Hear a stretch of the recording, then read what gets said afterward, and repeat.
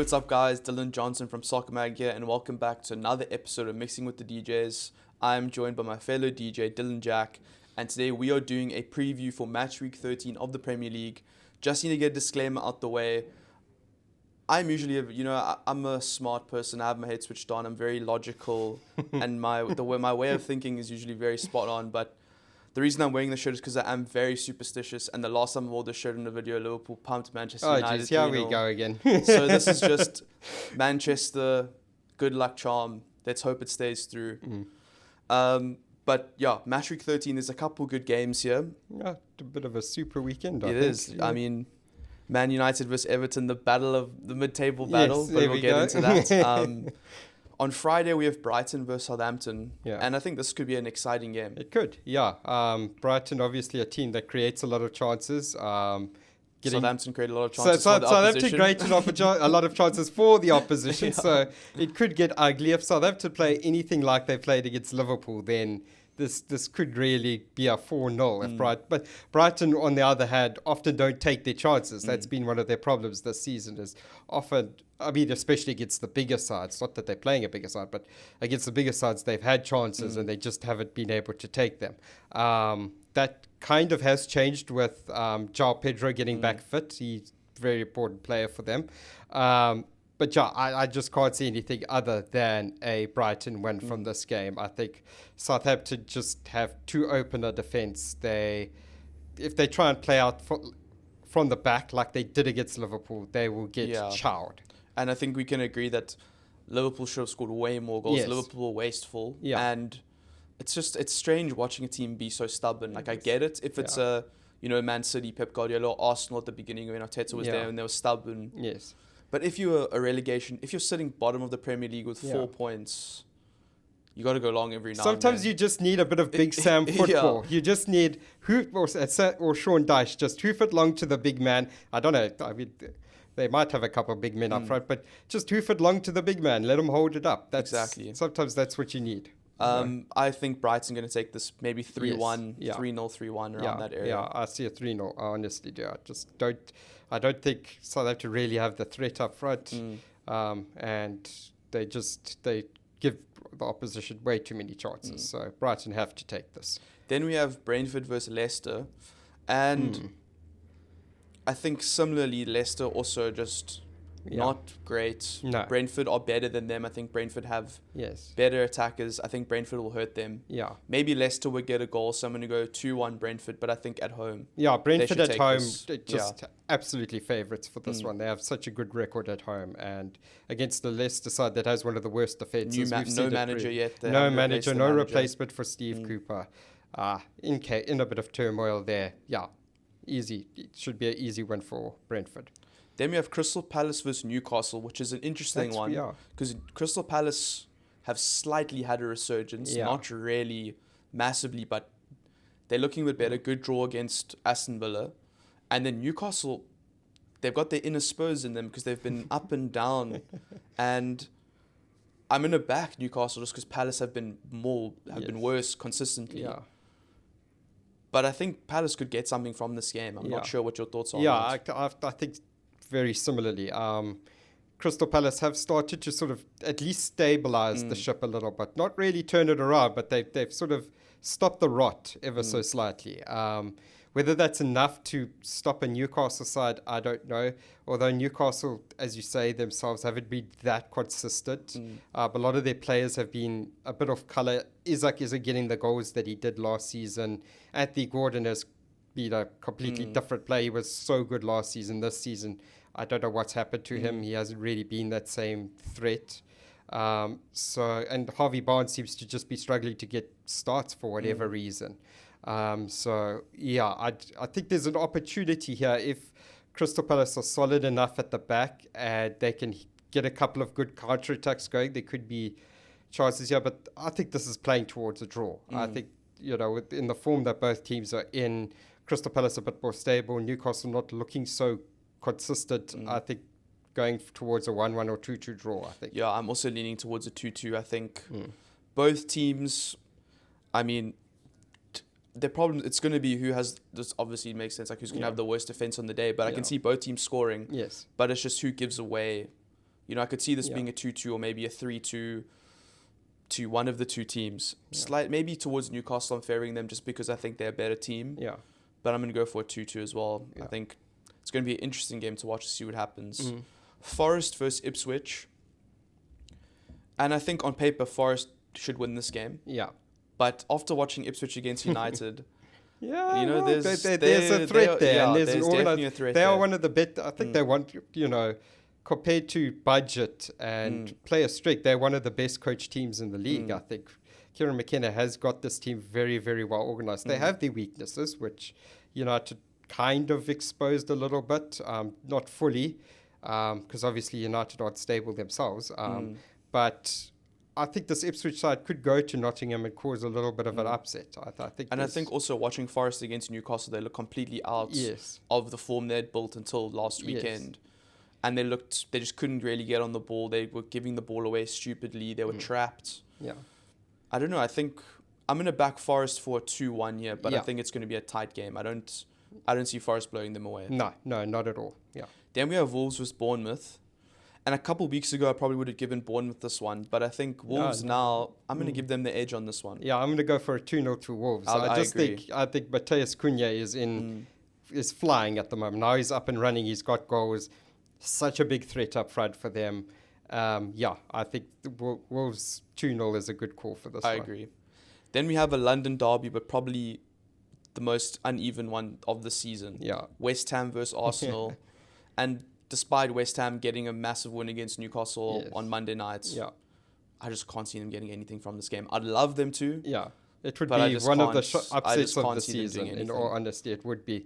Arsenal are absolutely flying. I mean... that win against Sporting last night at the time of filming. 5-1, absolutely demolished them. And over the weekend, also a very good win for them. So, 8 goals in 2 games. 8 goals in 2 games. They're right up there again. So, they know they can't afford to lose any further ground in the title race. So, I think a good 3. I think this could be a 3-0 to Arsenal, because we've seen what happens with West Ham especially if they concede early. Their heads drop, it's game over, and they just lose all sense of what they're supposed to be doing on the field. So I think a 3-0 to Arsenal is coming. I think I'll give West Ham a goal, but I also think 3-0, 3-1. Yeah. I just think Arsenal's defense looks a lot better. I think Gyökeres did absolutely nothing. No. He was Saliba and Gabriel were completely marking him out the game. And I think the forward line looks better. I mean, Havertz scoring, Saka consistently, Odegaard back. If Arsenal drop points here, that's really disappointing from their perspective, but not from mine. On Sunday, we have Chelsea versus Villa. Super Sunday. Here we go. Yeah, a great game for the neutrals here, I think. I mean, we've said before that Villa their defense hasn't been as good this season. They are shipping goals, but they still have a massive threat. They do. And Chelsea are looking good this season. They're right in the top 4 race. Yeah. They're actually, I mean, I'm not going to say title race, but, they're 1 or 2 points behind City. Yeah. They could go second with a win here. Yeah. So this is going to be an interesting game to watch. I think I'm going to give it to Chelsea. I think Palmer, it's about time he's done something. It's been a while. It's been a while since he's really, contributed. So I'm going to go for a 2-1 Chelsea. I think 2-1's my favorite prediction this week. But 2-1 Chelsea, and maybe Jackson Palmer do something. I think at Villa, the players they rely on to score just aren't really consistently scoring. I think that's their problem, and defensively they haven't looked as solid as last year. Exactly. So, I think 2-1's a fair score. It's going to be a nervy, edgy game, I think. But Chelsea, if Palmer hits his form that he's hit before the international break, then I think they could carve Villa apart a little bit in this game. Madueke is also in solid form. Jackson is find his footing this season. So then they have Neto off the bench. Then they have Neto off the bench coming on. He's looked deadly since he started there. So I'm going to give it to Chelsea. Okay. Then your game, we have Man United versus Everton. This is a must-win. I think this is quite simply a must-win I think we're going to see Ruben Amorim open his account, Premier League account. Obviously, he's got the midweek game, Europa League against Bournemouth. We must just say, at the time of filming, the not all of the European games have happened yet. So disclaimer. Disclaimer there. But yeah, in terms of focusing on this week, it has to be. One hopes that that this week, even though there is the midweek game, that Amorim's been able to have a little bit more time with the guys on the training field. He's been able to get he's been able to get to know the guys a little bit better than he did when it kind of rushed for him getting into Old Trafford, and not all the players were there. It was the international break. Some players were coming back later in the week, so one hopes that he has a better idea of where each player at the moment fits into his formation. I think having Luke Shaw and I mentioned it in the review, having Luke Shaw and Tyrone Malacia back is huge. Massive, yeah. I think United have lacked that natural left-sided defender or wing-back, whichever one. We've just lacked a natural left-sided player, kind of. And I think whether he's playing as a left centre-back or a left wing-back, Luke Shaw can do a very, very good job there. Obviously, he's had his injuries, and United fans are fed up with him because of how often he's got injured, but he's still at his top. When he's fit and firing, he is one of the best left backs in the league. In fact, one of the best left backs in Europe, I would go on to say, when he's fit and on fire. So I think having him back is huge. I hope that they give him a run at left wing back just so that we have that natural left-sided player. I think Dalot can do a job there, but he's more right-sided. He's just not naturally. He consistently cuts back on his right, and his final ball on the left-hand side is not as consistent as it is on the right-hand side. I hope we see Diallo shoved up into one of the number 10 positions, as well as he did as the right wing back. He's a much more natural player playing off the striker. And I wonder if he does give Rasmus Højlund a run as the number 9. Rashford grabbed that early goal against Ipswich, but he's just not a natural player then. He just has to work hard as a number 9. It's not he said it himself. We've seen over the past 10 years that as much as he gets shoe on as a number 9, he is not a natural He is a left winger. He's a left forward. So we'll see how that all balances out. And obviously now with Ugarte back, I think that's massive. I think the impact that he had in the second half against Ipswich was huge. Helped United just get a footing where Eriksen and Casemiro were getting overrun constantly by Ipswich's midfield. So I think, and you look at the form, even though Everton have kind of patched things up a little bit, they've gone on a little bit of a solid run compared to how they started the season.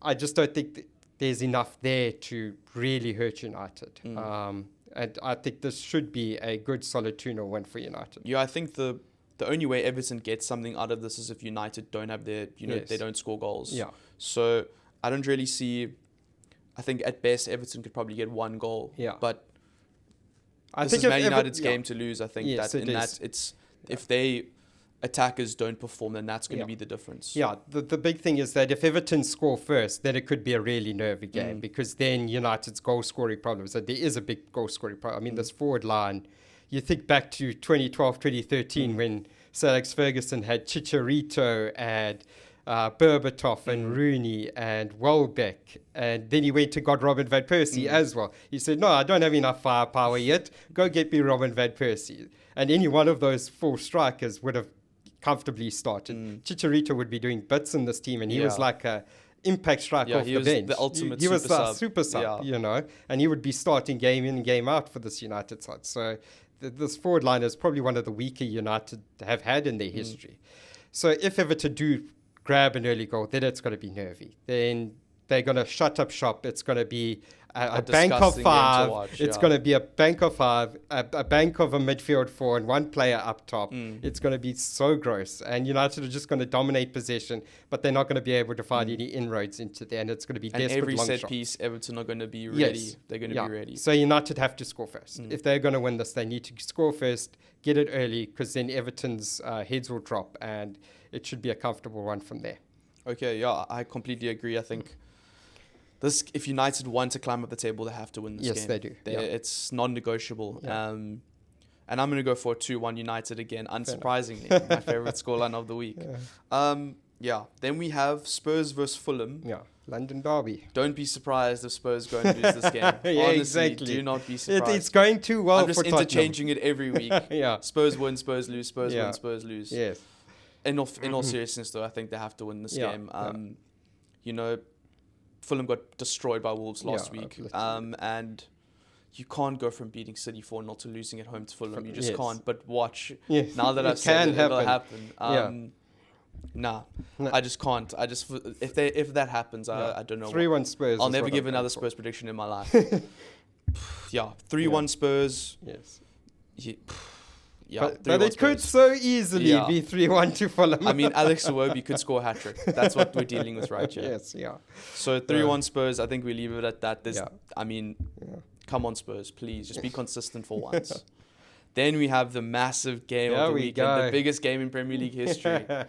Liverpool versus Manchester City at Anfield. Will the friendly derby finally get ugly, is what I wonder. I mean, Pep's looking rougher and rougher by the day, so I'm nervous about this game, especially after watching, I don't know, the final game.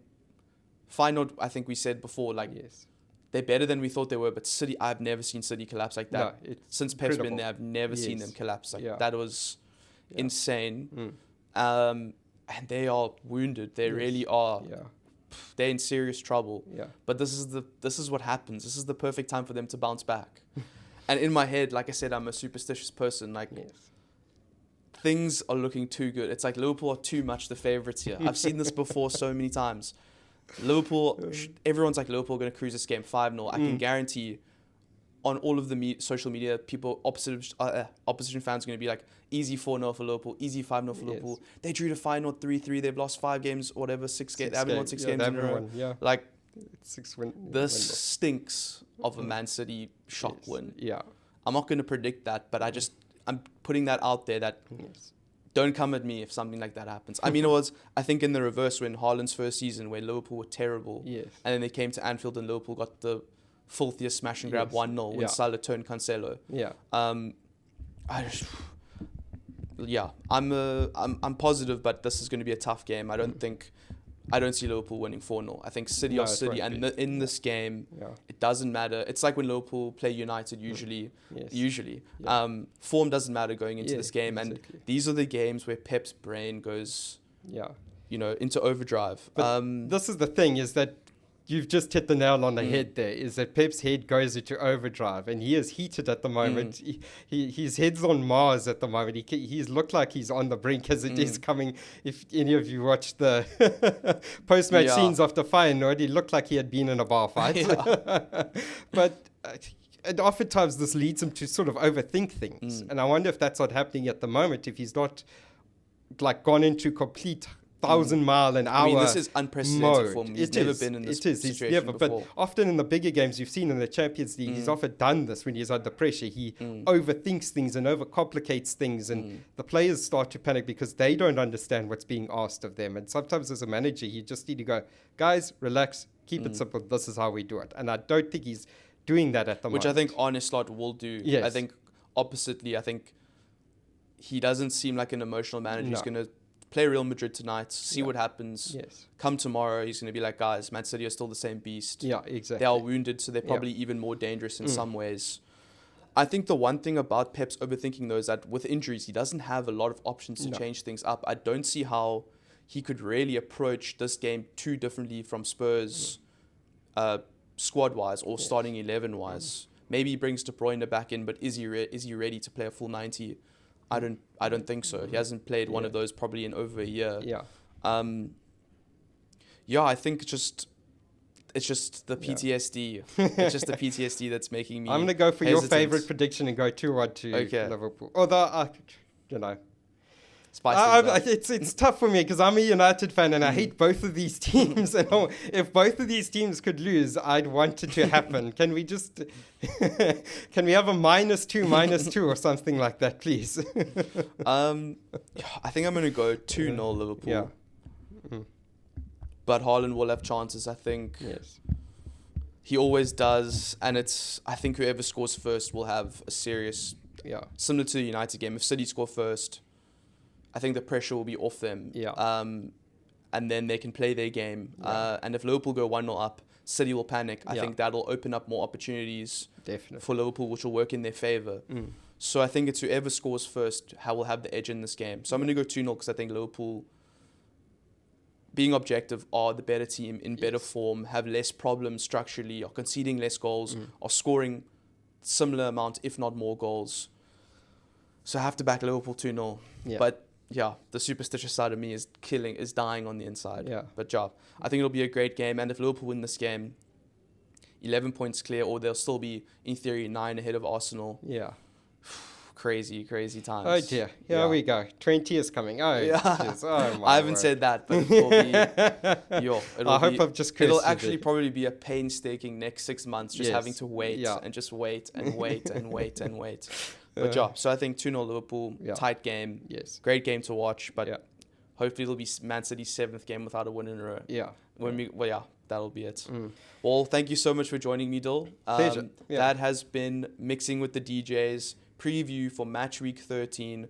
Let us know your predictions. Will Man City get their first win in 7 games? I really hope not. I shouldn't have even said that. Will Pep go storming out of Anfield and just Just find the first person and headbutt them when he sees them. Yes.